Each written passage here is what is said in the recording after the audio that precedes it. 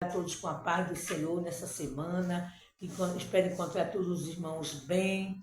Estamos hoje com mais um tema quente para a nossa jornada, para que a gente tenha um grande avivamento em nossas vidas. Cada história dessa nos comove e nos alimenta com a palavra do Senhor. Nessa tarde eu trouxe para vocês 2 Samuel 12, em que Davi, naquela época, Davi foi um grande homem fiel a Deus, um grande homem temente a Deus, mas em alguns momentos em nossas vidas a gente também poderá ter alguns vacilos em nosso comportamento, alguns atos ilícitos para a obediência com relação na visão do Senhor e na visão da própria sociedade, daquela época e a de hoje.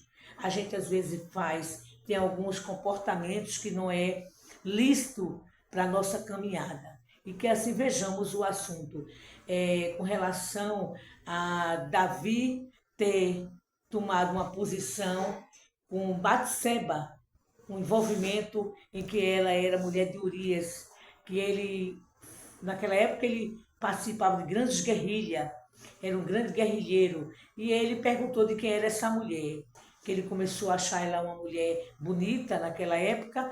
Adultério seria bem pior, né? Levaria o homem à morte. Assassinato em algumas situações.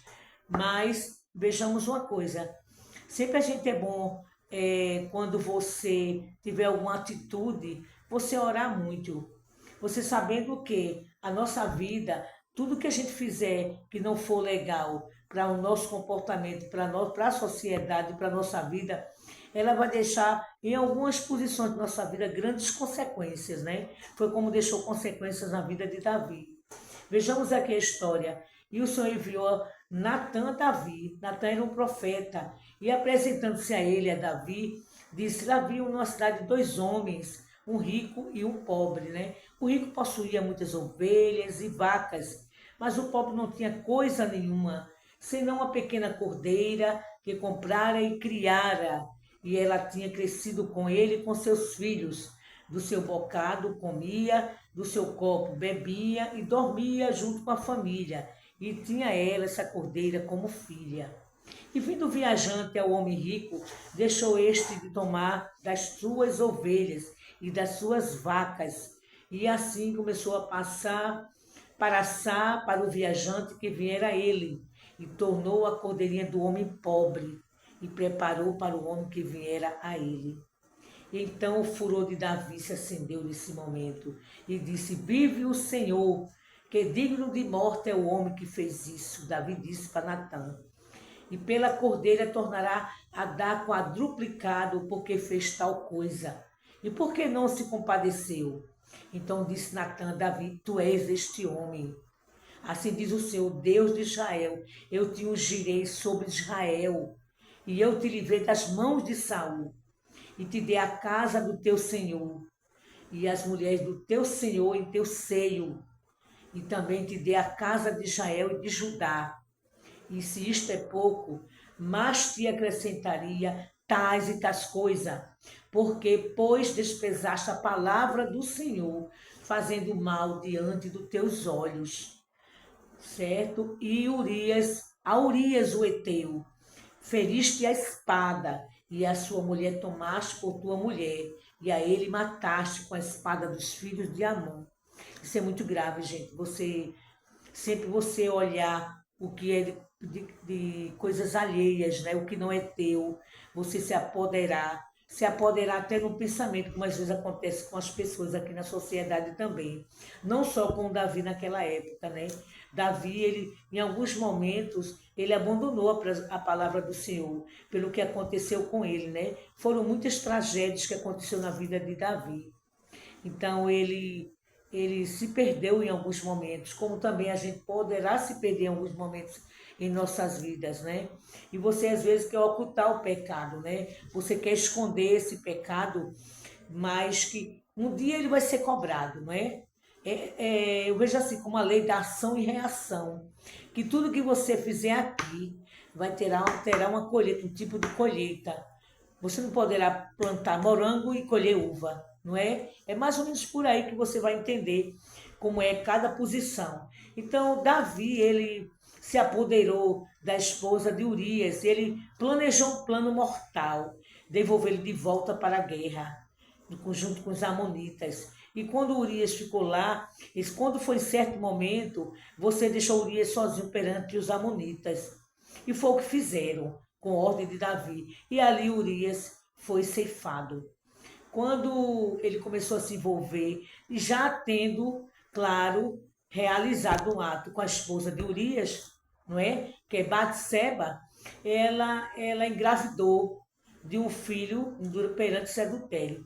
Aí Deus cobrou, fez algumas cobranças a Davi, através desse profeta Natã. E ele disse que tu vais ter dobrado perante a luz do dia. Tudo que tu fizeste com Urias vai ser devolvido para tu perante a luz do dia. Você fez perante você mesmo, escondendo. Mas o teu retorno vai ser perante o dia. E aconteceram muitas tragédias na vida de Davi, não é? A filha dele foi estuprada por uns filhos, não é? Foi estuprada por um filho. Teve um filho que começou a dormir com as mulheres dele, com mais de uma concubina, não é? Teve também, a filha dele foi estuprada, Tamar, por um dos filhos. Então teve muitas tragédias na família de Davi. Eu não queria estar na pele de Davi, porque assim, são muitas coisas que a gente às vezes passa, não é, em nossas vidas, se a gente não tomar cuidado com o que fala, para onde você vai, como você vai realizar as suas atitudes, aonde você chegar, não é? Sempre você vigiar para que você não entre numa situação de um grande pecado, né? Deus sempre vai cobrar cada um de nós quando a gente não for uma pessoa temente a Ele, não é? E ele, sei que Natan chegou um momento e disse para ele: pequei contra o Senhor. E disse Natan a Davi: também o Senhor perdoa o teu pecado. Natan disse para ele: não morrerás, porque naquela época as pessoas eram mortas quando aprontava alguma coisa na sociedade naquela época. Não tinha isso não, era fio da espada mesmo. A gente aqui ainda tem o julgamento, tem a lei, né? Tem o processo que manda chamar você, localizar você, aquela coisa toda, mas que o pecado vai ser sempre pecado. Não existe pecado grande ou pecado pequeno. Pecado é sempre pecado, né? Para mim, você tem que ter uma linha de atitude na sociedade, sempre aquela linha, para que você siga uma vida mais tranquila na sua vida, para você não ter remorso do que você faz, né?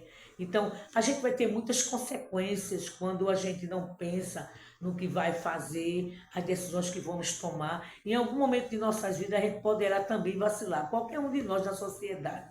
Não existe ninguém santo, né? A gente sabe disso, que existe, todo mundo é pecador, também sabemos disso, mas a gente tem que ter em mente que existe um grande Deus para nos perdoar, mas que a gente sabe que as consequências virão. Então teremos várias consequências na nossa vida. Como a consequência, Deus está atento, você tem que estar atento com o seu pecado, né? Aos seus pecados. Deus está sempre atento do que você faz, do que você realiza aqui na terra. Todos têm consequência. E como tem consequência nossos pecados aqui na terra. Todos têm uma resposta na sua vida. As consequências dos seus pecados é de sua inteira responsabilidade. Você não poderá culpar outro de um pecado que você tem. Até se você estiver junto com ele, com omissão, você já sabe que você está pecando. Independente que o outro se ache que pecou ou não. Já é um pecado. Até a omissão do que você tem que falar para até ajudar uma outra pessoa, uma outra situação, você já está pecando, não é? As consequências do pecado é de muita coisa que você poderá receber durante a sua vida, que é a lei da ação e reação. Arrepende-se o quanto antes do seu pecado ou dos seus pecados, que poderá ser um ou mais de um, não é? Que não interessa a gente está falando só assim, teoricamente, cada um sabe o calo que lhe aperta, não é verdade? Deus sempre perdoa uma pessoa que tem um coração quebrantado. Ele sempre vai estar de frente, que eu estou do teu lado, meu irmão. Vai seguindo, eu estou te acompanhando. Deus pelejará por vós e vós vos calareis. Êxodo 14:14. Não existe pecado que apague o amor de Deus. Não existe o pecado que apague o amor de Deus. Então, se você é um servo obediente, que segue uma linha de obediência, mas em algum momento você poderá falhar. Tente ver qual é o peso dessa consequência que poderá danificar não só a você, como toda a sua família. Para que você vigie como você poderá chegar sempre com cabeça erguida, para que Deus ilumine os teus caminhos. Glórias a Deus. E também eu quero deixar sempre claro que existe o quê? Um único fim, o único objetivo de toda a música é o louvor a Deus e a recriação da alma. Quando isso se perde de vista, não pode haver mais verdadeira música, resta somente ruídos e gritos infernais. O adorador é aquele que encontra, gente, motivos para louvar a Deus. Tudo ele faz motivo para louvar a Deus. Tanto em qualquer situação de sua vida, independente daquilo que seus olhos estão vendo, independente daquilo que seu coração está sentindo, você vai saber que você é um grande adorador, a alegria que temos a louvar a Deus, gente, é grande. Coloca o inferno, Deus coloca o inferno em pânico. Então, quando você louva a Deus, vá para Deus com as mãos vazias. Vá para Ele sem planos ocultos, sem maldade, sem dedos cruzados. Vá de braços abertos, não esconda nada. Mostre o seu semblante por trás de suas costas. Vá até Ele disposto a fazer o que quer que Ele diga, o que quer que Ele queira que você faça. Não murmure, não murmure. Sempre procure diminuir o máximo de murmúrio na sua vida, de murmuração. Que quando você murmura, está dizendo, Deus não fez isso bem feito. Na felicidade, louve a Deus. Na dificuldade, você busque a Deus. No silêncio, adore a Deus. Na hora da dor, confie em Deus. Em todos esses momentos, enfim, agradeça a Deus. Que Deus vai estar sempre no teu caminho, com tuas respostas, nas tuas orações, nos teus pensamentos e na tua caminhada. Ele vai ser o grande poderoso em todas as situações da tua vida, porque Ele é que te levanta naquele momento que você está, momentos de que você acha que não vai acontecer mais nada na tua vida. Mas lembre-se que existe um grande Deus na minha vida e na tua vida. Louve a Deus e assim agradeço a oportunidade nesta tarde, em nome de Jesus. Glórias a Deus.